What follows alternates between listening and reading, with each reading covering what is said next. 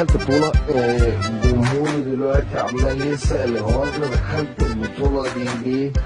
طب هل بلعيبة صغيرة عشان الجمهور دلوقتي عمال يسأل هو أنت دخلت البطولة دي ليه؟ طب هل بلعيبة صغيرة عشان تطلع لقدام ولا أو يعني نديها استثمار أو نديها زقة ونستثمر فيهم عشان كده؟ طب هل أهلت لعيبة من دي جديد من ربيع قالت لي هل أهلت لعيبة من دي جديد من ربيع قالت لي هل أهلت لعيبة من دي كابتن حسام حسن هياخدهم معاه في كأس الأمم المنتخب الأول؟ لا برضه. طب هل أنت خدت لعيبة عشان تكسب البطولة دي؟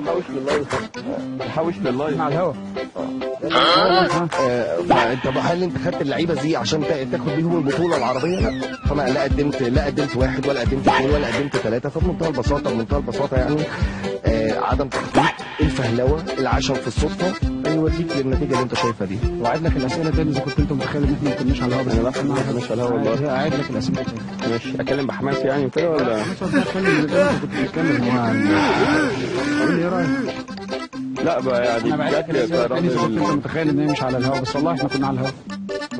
يلا والله ما احنا مش برنامج مقالب، انا بكلمك بجد.